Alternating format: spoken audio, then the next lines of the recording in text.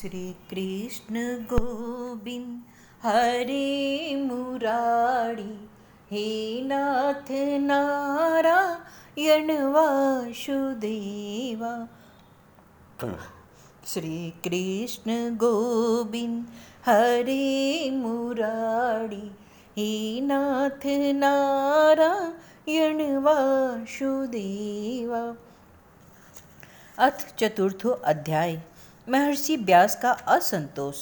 व्यास जी कहते हैं, उस दीर्घकालीन सत्र में सम्मिलित हुए मुनियों में विद्यावयोवृद्ध कुलपति ऋग्वेदी शौनक जी ने सूत जी की पूर्वोक्त बात सुनकर उनकी प्रशंसा की और कहा। शौनक जी बोले, सूत जी, आप वक्ताओं में श्रेष्ठ हैं, आप बड़े भाग्यशाली हैं। जो कथा भगवान श्री सुखदेव जी ने कही थी, वही भगवान की पुण्यमयी कथा कृपा करके आप हमें सुनाइए। वह कथा किस युग में, किस स्थान पर और किस कारण से हुई थी? मुनिवर श्री कृष्ण द्वैपायन ने किसकी प्रेरणा से इस परमहंसों की संहिता का निर्माण किया था? उनके पुत्र सुखदेव जी बड़े योगी, समदर्शी, भेदभाव रहित, संसार निद्रा से जगे एवं निरंतर एकमात्र परमात्मा में ही स्थिर रहते हैं। वे छिपे रहने के कारण मूढ़ से प्रतीत होते हैं। व्यास जी जब संन्यास के लिए वन की ओर जाते हुए अपने पुत्र का पीछा कर रहे थे, उस समय जल में स्नान करने वाले स्त्रियों ने नंगे सुखदेव जी को देखकर तो वस्त्र धारण नहीं किया, परंतु वस्त्र पहने हुए व्यास जी को देखकर लज्जा से कपड़े पहन लिए थे। इस आश्चर्य को देखकर जब व्यास जी ने उन स्त्रियों से इसका कारण पूछा, तब उन्होंने उत्तर दिया, आपकी दृष्टि में तो अभी भी स्त्री और पुरुष का भेद बना हुआ है, परंतु आपके पुत्र की शुद्ध दृष्टि में यह भेद नहीं है। कुरु जांगल देश में पहुंचकर हस्तिनापुर में वे पागल, गूंगे तथा जड़ के समान विचरते होंगे। नगरवासियों ने उन्हें कैसे पहचाना? पांडवनंदन राजर्षि परीक्षित का इस मौन सुखदेव जी के साथ संवाद कैसे हुआ, जिससे यह भागवत संहिता कही गई? महाभाग श्री सुखदेव जी तो गृहस्थों के घरों को तीर्थ स्वरूप बना देने के लिए उतनी ही देर उनके दरवाजे पर रहते हैं जितनी देर में एक गाय दुही जाती है। सुत जी, हमने सुना है अभिमन्यु नंदन परीक्षित भगवान के बड़े प्रेमी भक्त थे। उनके अत्यंत आश्चर्यमय जन्म और कर्मों का भी वर्णन कीजिए। वे तो पांडव वंश के गौरव बढ़ाने वाले सम्राट थे। वे भला किस कारण से साम्राज्य लक्ष्मी का परित्याग करके गंगा तट पर मृत्यु पर्यंत अनशन का व्रत लेकर बैठे हैं? शत्रुघ्न अपने भले के लिए बहुत सा धन लाकर उनके चरण रखने की चौकी को नमस्कार करते थे। वे एक वीर युवक थे। उन्होंने एक दुस्तज्य लक्ष्मी को अपने प्राणों के साथ भला क्यों त्याग देने की इच्छा की? जिन लोगों का जीवन भगवान के आश्रित है, वे तो संसार के परम कल्याण, अभ्युदय और समृद्धि के लिए ही जीवन धारण करते हैं। उसमें उनका अपना कोई स्वार्थ नहीं होता। उनका जीवन तो दूसरों के हित के लिए था। उन्होंने विरक्त होकर उसका परित्याग क्यों किया? वेदवाणी को छोड़कर अन्य समस्त शास्त्रों की आप पारदर्शी विद्वान हैं सूत जी, इसलिए इस समय जो कुछ हमने आपसे पूछा वह सब आप कृपा करके हमें कहिए। सूत जी ने कहा, इस वर्तमान चतुर्युगी के तीसरे युग द्वापर में महर्षि पराशर के द्वारा वसु कन्या सत्यवती के गर्भ से भगवान के कलावतार योगीराज व्यास जी का जन्म हुआ। एक दिन वे सूर्योदय के समय सरस्वती के पवित्र जल में स्नान आदि करके एकांत पवित्र स्थान पर बैठे हुए थे। महर्षि भूत और भविष्य को जानते थे। उनकी दृष्टि अचूक थी। उन्होंने देखा कि जिसको लोग जान नहीं पाते हैं, ऐसे समय की फेर से प्रत्येक युग में धर्म संकरता और उसके प्रभाव से भौतिक वस्तुओं की भी शक्ति का ह्रास होता रहता है। संसार के लोग श्रद्धाहीन और शक्ति रहित हो जाते हैं। उनकी बुद्धि कर्तव्य का ठीक ठीक निर्णय नहीं कर पाती और आयु भी कम हो जाती है। लोगों की इस भाग्यहीनता को देखकर उन मुनीश्वर ने अपनी दिव्य दृष्टि से समस्त वर्णों और आश्रमों का हित कैसे हो, इस पर विचार किया। उन्होंने सोचा कि वेदोक्त चातुर्होत्र कर्म लोगों का हृदय शुद्ध करने वाला है। इस दृष्टि से यज्ञों का विस्तार करने के लिए उन्होंने एक ही वेद के 4 विभाग कर दिए। व्यास जी के द्वारा ऋक्, यजु, साम और अर्थव, इन 4 वेदों का उद्धार हुआ। इतिहास और पुराणों को 5वां वेद कहा जाता है। उनमें से ऋग्वेद के पैल, सामगान के विद्वान जैमिनी एवं यजुर्वेद के एकमात्र स्नातक वैशंपायन हुए थे। अथर्ववेद में प्रवीण दरुण नंदन सुमंतु मुनि, इतिहास और पुराणों के स्नातक मेरे पिता रोमहर्षण थे। इन पूर्वोक्त ऋषियों ने अपनी अपनी शाखा को और भी अनेकों भागों में विभक्त कर दिया। इस प्रकार शिष्य, प्रशिष्य और उनके शिष्यों द्वारा वेदों की बहुत सी शाखाएं बन गई। कम समझ वाले पुरुषों पर कृपा करके भगवान वेद व्यास ने इसलिए ऐसा विभाग कर दिया कि जिन लोगों को स्मरण शक्ति नहीं है या कम है, वे भी वेदों को धारण कर सके। स्त्री, शुद्ध और पति द्विजाति तीनों ही वेद श्रवण के अधिकारी नहीं है, इसलिए वे कल्याणकारी शास्त्रोक्त कर्मों के आचरण में भूल कर बैठते हैं। अब इसके द्वारा उनका भी कल्याण हो जाए, यह सोचकर महामुनि व्यास जी ने बड़ी कृपा करके महाभारत इतिहास की रचना की। शौनकादिक ऋषियों, यद्यपि व्यास जी इस प्रकार अपनी पूरी शक्ति से सदा सर्वदा प्राणियों के कल्याण में ही लगे रहे, तथापि उनके हृदय को संतोष नहीं हुआ। उनका मन कुछ खिन्न सा हो गया। सरस्वती नदी के पवित्र तट पर एकांत में बैठकर धन बेटा व्यास जी मन ही मन विचार करते हुए इस प्रकार कहने लगे। मैंने निष्कपट भाव से ब्रह्मचर्य आदि व्रतों का पालन करते हुए वेद, गुरुजन और अग्नियों का सम्मान किया है और उनकी आज्ञा का पालन किया है। महाभारत की रचना के बहाने मैंने वेद के अर्थ को खोल दिया है, जिसमें स्त्री, शूद्र आदि भी अपने अपने धर्म कर्म का ज्ञान प्राप्त कर लेते हैं। यद्यपि मैं ब्रह्म तेज से संपन्न एवं समर्थ हूँ, तथापि मेरे हृदय कुछ अपूर्ण काम सा जान पड़ता है।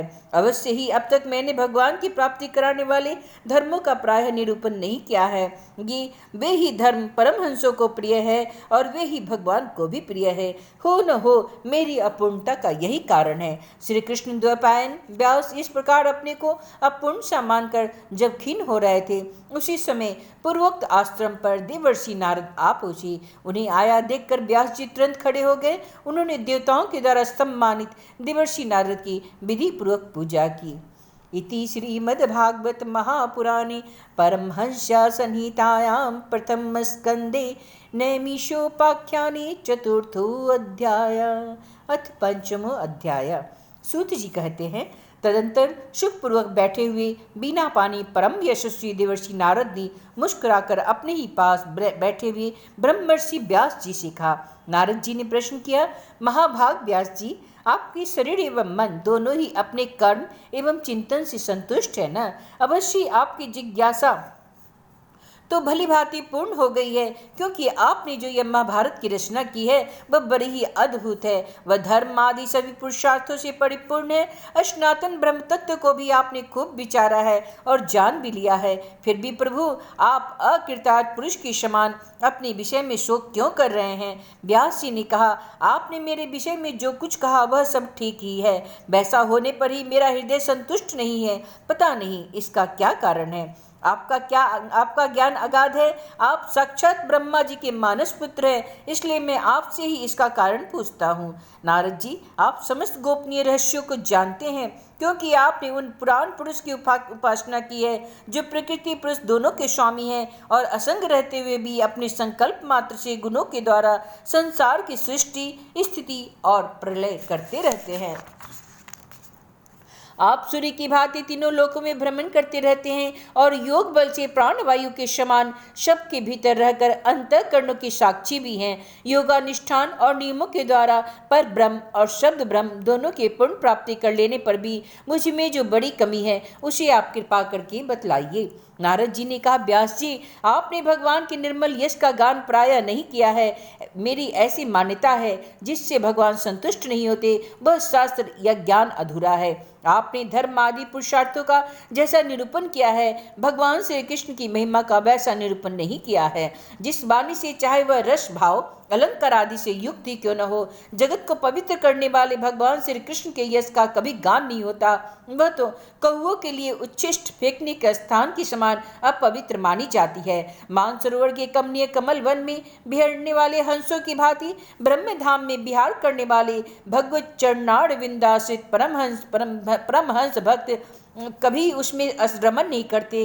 इसके विपरीत जिसमें सुंदर रचना भी नहीं है और जो दूषित शब्दों से भी युक्त है, परंतु जिसका प्रत्येक श्लोक भगवान के सुयश सूचक नामों से युक्त है, वह वाणी लोगों के सारे पापों का नाश कर देती है, क्योंकि सत्पुरुष ऐसी ही वाणी का श्रवण, गान और कीर्तन क्या करते हैं। वह निर्मल ज्ञान भी जो मोक्ष की प्राप्ति का साक्षात साधन है, यदि भगवत की भक्ति से रहित हो तो उससे उसकी उतनी शोभा नहीं होती। फिर जो साधन और सिद्धि दोनों ही दशाओं में सदा ही अमंगल रूप है, वह काम्य कर्म और जो भगवान को अर्पण नहीं किया गया है, ऐसा अहेतुक कर्म भी कैसे सुशोभित हो सकता है। महाभाग व्यास जी, आपकी दृष्टि अमोघ है, आपकी कीर्ति पवित्र है, आप सत्यपरायण एवं दृढ़व्रत है। इसलिए अब आप संपूर्ण जीवों को बंधन से मुक्त करने के लिए समाधि के द्वारा अचिंत्य शक्ति भगवान की लीलाओं का स्मरण कीजिए।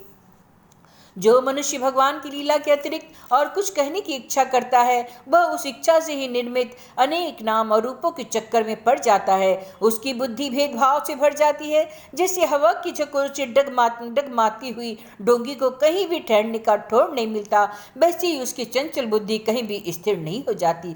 संसारी लोग स्वभाव से ही विषयों में फंसे हुए हैं।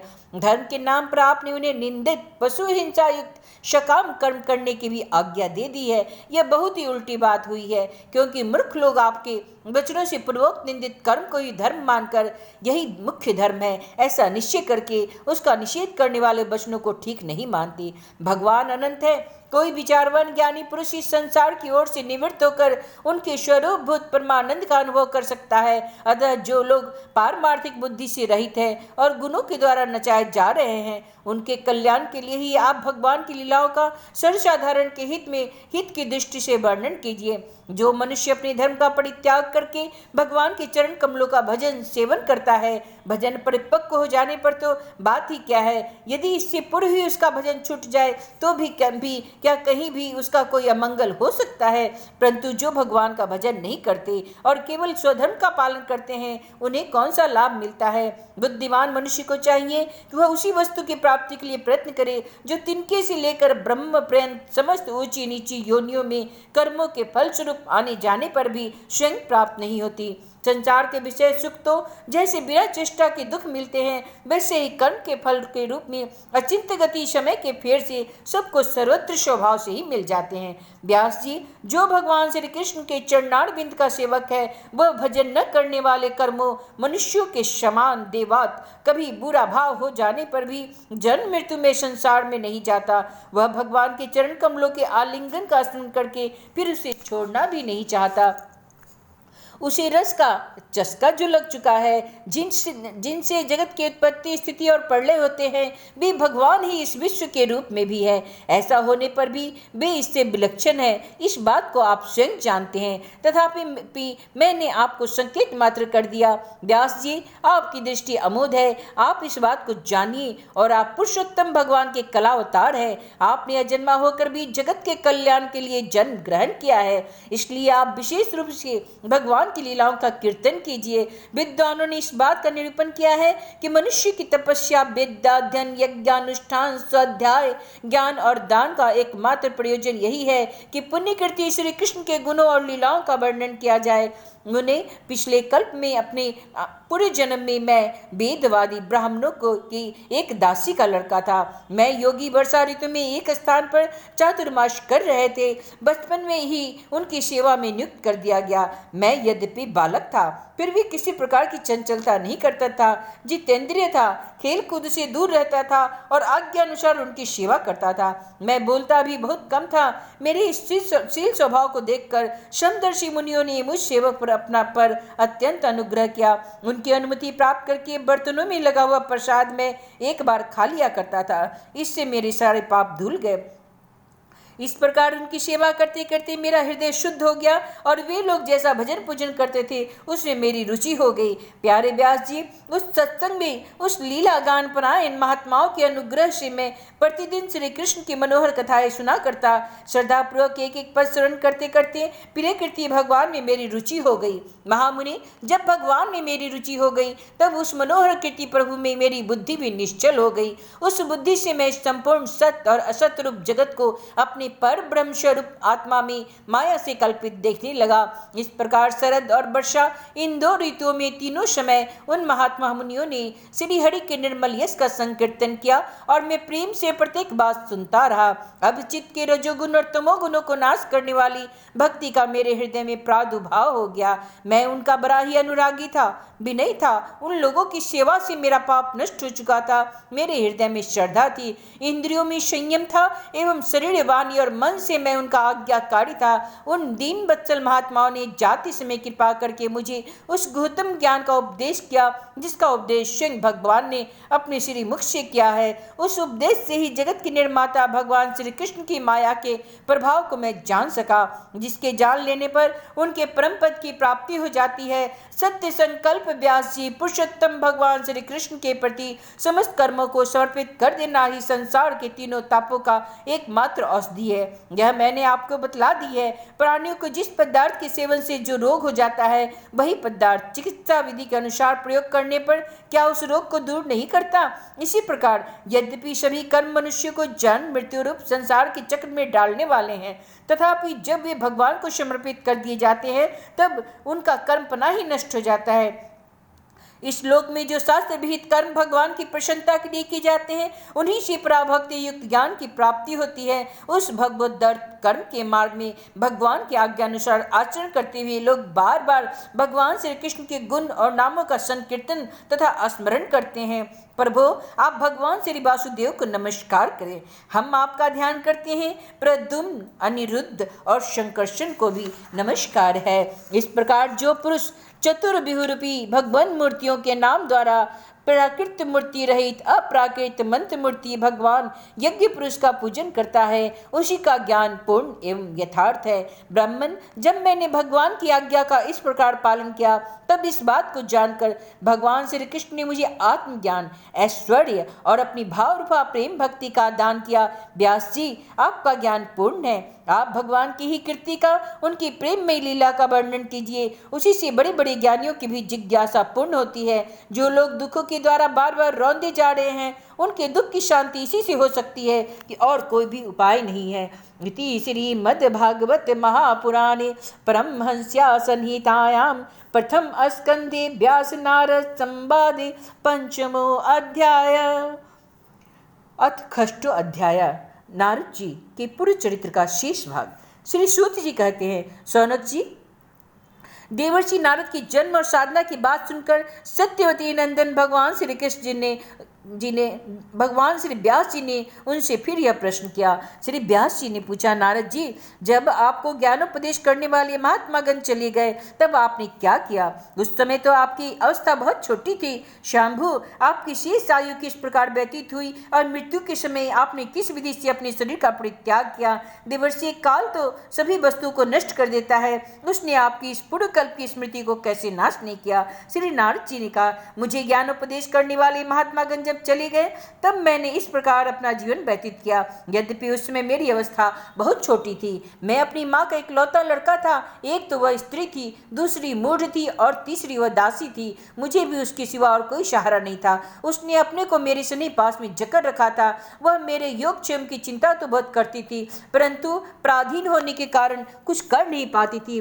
जैसे कठपुतली नचाने वाले की इच्छा के अनुसार ही नाचती है, वैसे ही यह सारा संसार ईश्वर के अधीन है। मैं भी अपनी माँ के स्नेह बंधन में बंधकर उस ब्राह्मण बस्ती में ही रहा। ऐसी मेरी अवस्था केवल 5 वर्ष की थी। मुझे दिशा, देश और काल के संबंध में कुछ भी ज्ञान नहीं था।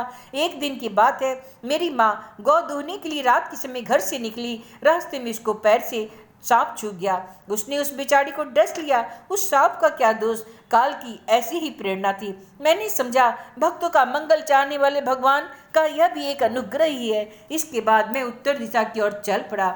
उस और मार्ग में मुझे अनेकों धन धान्य से संपन्न देश, नगर, गांव, अहीरों की चलती फिरती बस्तियां, खाने, खेड़े, नदी और पर्वतों के तटवर्ती पड़ाव, वाटिकाएं, वन उपवन और रंग बिरंगे धातुओं से युक्त विचित्र पर्वत दिखाई पड़े। कहीं कहीं जंगली वृक्ष थे जिनकी बड़ी बड़ी शाखाएं हाथियों ने तोड़ डाली थी। शीतल जल से भरे हुए जलाशय थे जिनमें देवताओं के काम आने वाले कमल थे। उन पर पक्षी तरह तरह की बोली बोल रहे थे और भौरे मंडरा रहे थे। यह सब देखता हुआ मैं आगे बढ़ा। मैं अकेला ही था। इतना लंबा मार्ग तय करने पर मैंने एक घोर गहन जंगल देखा। उसमें नरकट, बांस, सेठा, कुश, कीचक आदि खड़े थे। उसकी लंबाई चौड़ाई भी बहुत थी और वह सांप, उल्लू, सियार आदि भयंकर जीवों का घर हो रहा था। देखने में बड़ा ही भयावना लगता था। चलते चलते मेरा शरीर और इंद्रियां शिथिल हो गई। मुझे बड़े जोर की प्यास लगी। भूखा तो था ही। वहाँ एक नदी मिली। इसके कुंड में मैंने स्नान किया, जलपान और आचमन किया। इससे मेरी थकावट मिट गई।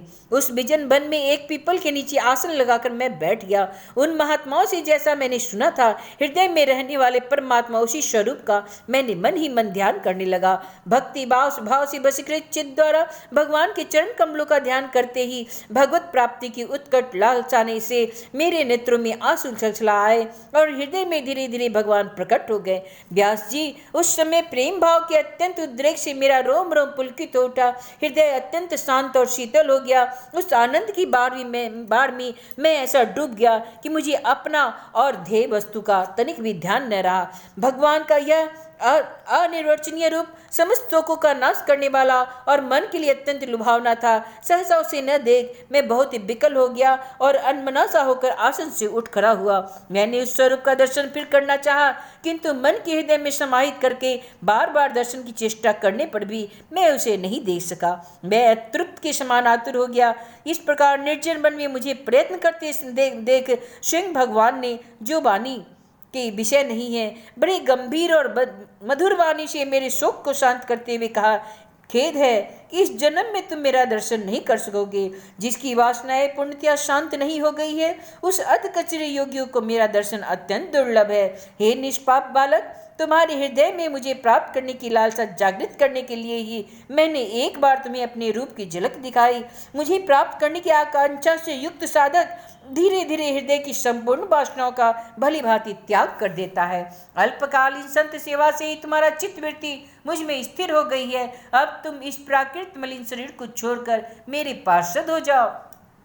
मुझे प्राप्त करने का तुम्हारा यह दृढ़ निश्चय कभी किसी प्रकार नहीं टूटेगा। समस्त सृष्टि का प्रलय हो जाने पर भी मेरी कृपा से तुम्हें मेरी स्मृति बनी रहेगी। आकाश के समान अव्यक्त सर्वशक्तिमान महान परमात्मा इतना कहकर चुप हो गए। उनकी इस कृपा का अनुभव करके मैंने उन श्रेष्ठों में भी श्रेष्ठतर भगवान को सिर झुकाकर प्रणाम किया।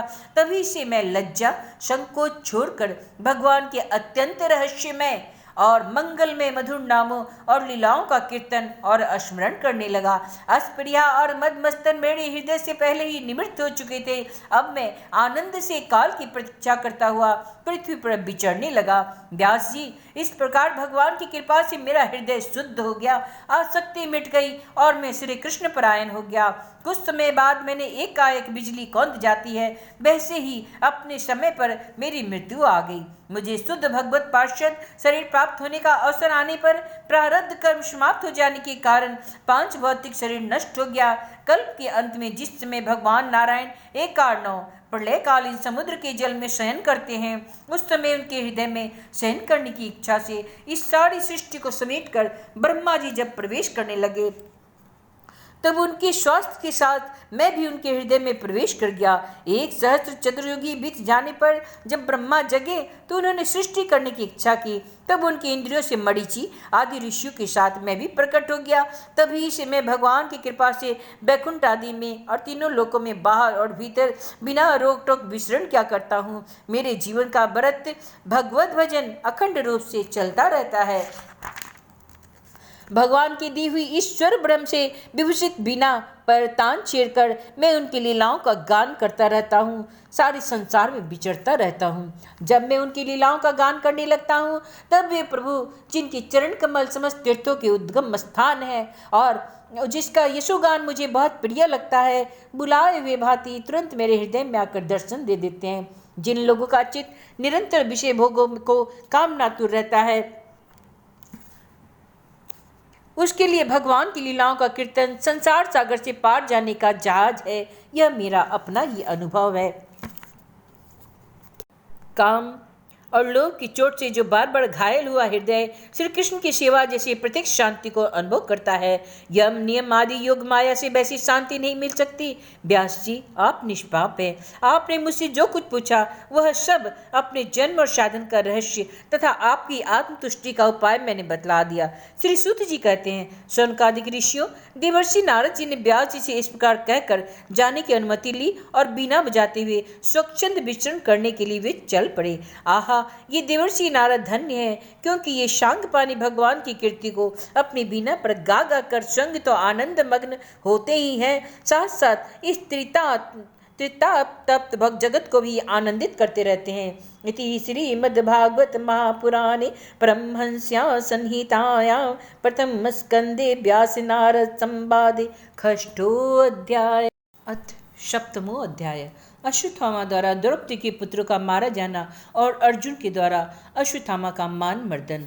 श्री शौनक जी ने पूछा, सूत जी, सर्वज्ञ एवं सर्वशक्तिमान व्यास भगवान ने नारद जी का अभिप्राय सुन लिया, फिर उनके चले जाने पर उन्होंने क्या किया? श्री सूत जी ने कहा, ब्राह्मण जी, ब्रह्म नदी सरस्वती के पश्चिम तट पर शम्याप्राश नाम का एक आश्रम है। वहाँ ऋषियों के यज्ञ चलते ही रहते हैं। वहाँ व्यास जी का अपना आश्रम है। उसके चारों ओर बेर का सुंदर वन है। उस आश्रम में बैठकर उन्होंने आचमन किया और स्वयं अपने मन को समाहित किया। उन्होंने भक्ति योग के द्वारा अपने मन को पूर्णतः एकाग्र और निर्मल करके आदि पुरुष परमात्मा और उनके आश्रय में रहने वाली माया को देखा। इसी माया से मोहित होकर यह जीव तीनों गुणों से अतीत होने पर भी अपनी त्रिगुणात्मक मान लेता है और इस मान्यता के कारण होने वाले अनर्थों को भोगता है। इन अनर्थों की शांति का साक्षात साधन है केवल भगवान की भक्ति योग, परंतु संसार के लोग इस बात को नहीं जानते।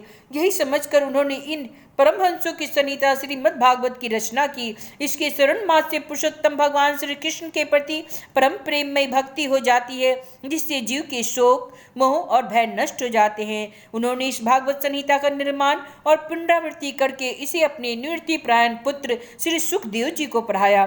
श्री शौनक जी ने पूछा, श्री सुखदेव जी तो अत्यंत निवृत्ति प्रायण है, उन्हें किसी भी वस्तु से की कोई अपेक्षा नहीं, वे सदा आत्मा में ही रमन करते हैं, फिर उन्होंने किस लिए इस विशाल ग्रंथ का अध्ययन किया?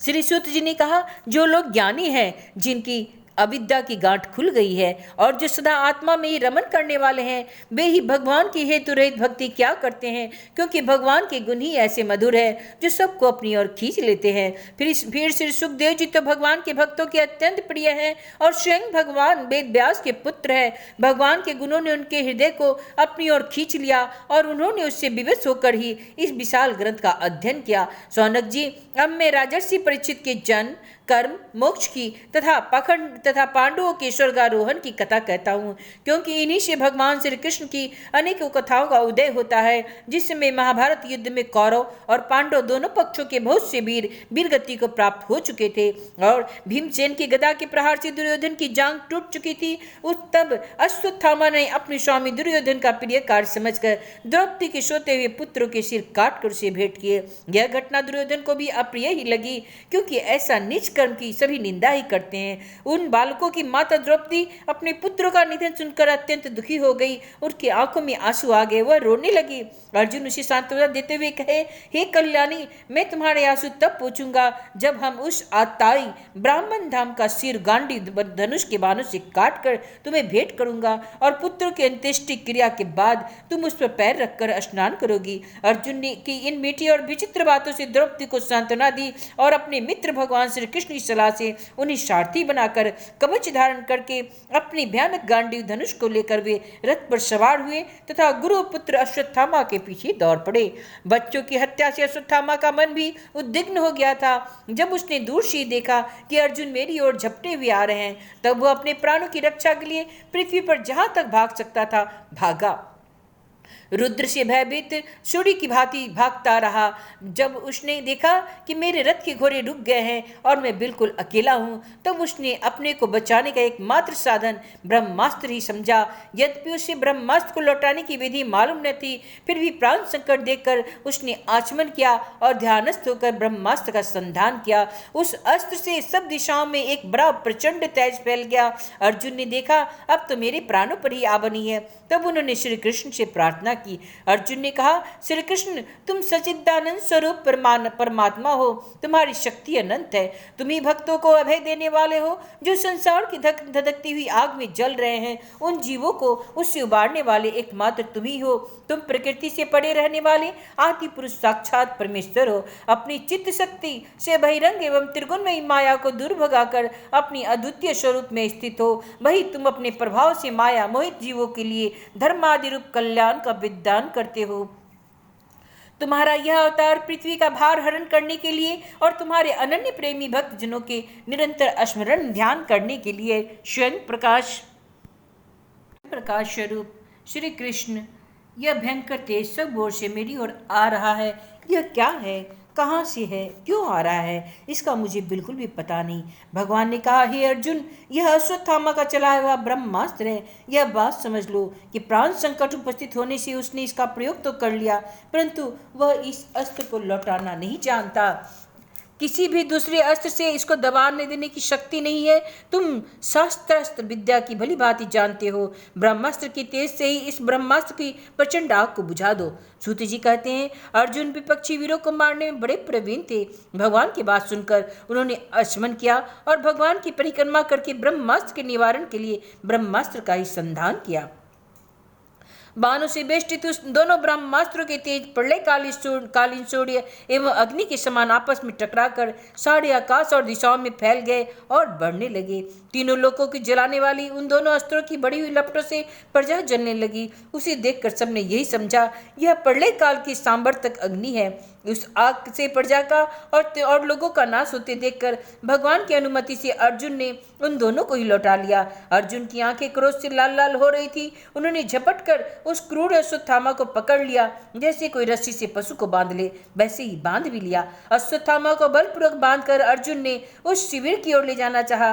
तब उसने कमल नयन भगवान श्री कृष्ण ने कुपित होकर कहा, हे अर्जुन, इस ब्राह्मण धम को छोड़ना ठीक नहीं, इसको तो मार ही डालो। इसने रात में सोए हुए निरपराध बालकों की हत्या की है। धर्म बेटा पुरुष, असावधान मत वाले, पागल, सोए हुए बालक, स्त्री, विवेक ज्ञान शून्य, शरणागत, रथहीन और भयभीत शत्रु को कभी नहीं मारते, परंतु जो दुष्ट और क्रूर पुरुष दूसरों को मारकर अपने प्राणों का पोषण करता है, उसका तो वध ही उसके लिए कल्याणकारी है। क्योंकि वैसी आदत तो लेकर यदि वह जीता है तो और भी न जाने कितने पाप करता है और उन पापों के कारण नरक का गामी होता है। फिर मेरे ही सामने इसने तो द्रौपदी से प्रतिज्ञा भी की है तुमने कि हे मानवती, जिसने तुम्हारे पुत्रों का वध किया उसका सिर में उतार लाऊंगा। उस पापी कुलांगार आताई ने तुम्हारे पुत्रों का वध किया है और अपने स्वामी दुर्योधन को भी दुख पहुंचाया है। इसलिए हे अर्जुन, इसे मार ही डालो। भगवान श्री कृष्ण ने अर्जुन के धर्म की परीक्षा लेने के लिए इस प्रकार प्रेरणा की, परंतु अर्जुन का हृदय महान था। यद्यपि अश्वत्थामा ने उसके पुत्रों की हत्या की थी, फिर भी अर्जुन के मन में गुरुपुत्र को मारने की इच्छा नहीं हुई। इसके बाद अपने मित्र और सारथी श्री कृष्ण के साथ वे अपने युद्ध शिविर में पहुंचे। वहां अपने मृत पुत्रों के लिए शोक करती हुई द्रौपदी को उसे सौंप दिया। द्रौपदी ने देखा अश्वत्थामा पशु की भांति बांध कर लाया गया है। निंदित कर्म करने के कारण उसका मुख नीचे की ओर झुका हुआ है। अपना अनिष्ट करने वाले गुरुपुत्र अश्वत्थामा को इस प्रकार अपमानित देखकर द्रौपदी का कोमल हृदय कृपा से भर आया और उसने अश्वत्थामा को नमस्कार किया। गुरुपुत्र का इस प्रकार बांध कर लाया जाना सती द्रौपदी सहन नहीं की। उसने कहा, छोड़ दो, इन्हें छोड़ दो, ये ब्राह्मण है, हम लोगों के लिए पूजनीय है, जिनकी कृपा से आपने रहस्य के साथ सारे धनुर्वेद और प्रयोग तथा उपचनहार के साथ संपूर्ण शास्त्रास्त्रों का भी ज्ञान प्राप्त किया है। वे आचार्य द्रोण ही पुत्र के रूप में आपके सामने खड़े हैं। उनकी अर्धांगिनी कृपी अपने वीर पुत्र को ममता से ही अपने पति का अनुगमन नहीं कर सकी। वे अभी जीवित हैं। हे महाभाग्यवान आर्य पुत्र, आप तो बड़े धर्मज्ञ हैं।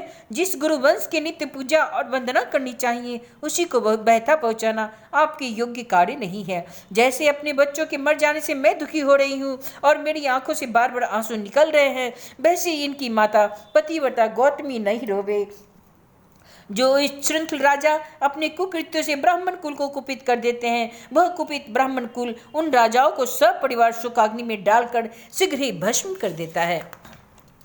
सूत जी ने कहा, शौनकादिक ऋषियों, द्रौपदी की बात धर्म और न्याय के अनुकूल थी, उसमें कपट नहीं था, करुणा और समता थी। अतएव राजा युधिष्ठिर ने रानी के इन हित बड़े श्रेष्ठ वचनों का अभिनंदन किया। साथ ही नकुल, सहदेव, सात्यकी, अर्जुन, स्वयं भगवान श्री कृष्ण और वहां पर उपस्थित सभी नर नारियों ने द्रौपदी की बात का समर्थन किया। उस समय क्रोधित होकर भीमसेन ने कहा, जिसने सोते हुए बच्चे को न अपने लिए न अपने स्वामी के लिए बल्कि व्यर्थ ही मार डाला, उसका तो बध ही उत्तम है। भगवान श्री कृष्ण ने द्रौपदी और भीमसेन की बात सुनकर और अर्जुन की ओर देखते हुए कुछ हंसते हुए से कहा। भगवान श्री कृष्ण ने कहा, पतित ब्राह्मण का तो वध भी नहीं करना चाहिए और आतताई को मार ही डालना चाहिए। शास्त्र में मैंने ही ये दोनों बातें ही बता दी हैं, इसलिए मेरी दोनों आज्ञाओं का पालन करो। तुमने द्रौपदी को सांत्वना देते हुए जो प्रतिज्ञा दी थी उसे भी सत्य करो। साथ ही भीमसेन, द्रौपदी और जो मुझे प्रिय है वह भी करो। सूत जी कहते हैं, अर्जुन भगवान के हृदय को बात तुरंत ताड़ गए। उन्होंने अपनी तलवार से अश्वत्थामा के सिर की मणि उसके बालों के साथ उतार ली। बालकों की हत्या करने से वह श्रीहीन तो पहले ही हो गया था, अब मणि और ब्रह्म तेज से भी रहित हो गया। इसके बाद उन्होंने रस्सी का बंधन खोलकर उसे शिविर से निकाल दिया। मूठ देना, धन छीन लेना और स्थान से बाहर निकाल देना, यही ब्राह्मण धर्मों का वध है। उनके लिए दूसरे भिन्न शारीरिक वध का विधान नहीं है। पुत्रों की मृत्यु से द्रौपदी और पांडव सभी शोकातुर हो रहे थे। अब उन्होंने अपने मरे हुए भाई बंधुओं की दाह आदि अंत्येष्टि क्रिया की। इति श्रीमद्भागवते महापुराण परमहंस्यां संहितायां प्रथम स्कंदे द्रोणी निग्रहो नाम सप्तमो अध्याय। नारायण नारायण।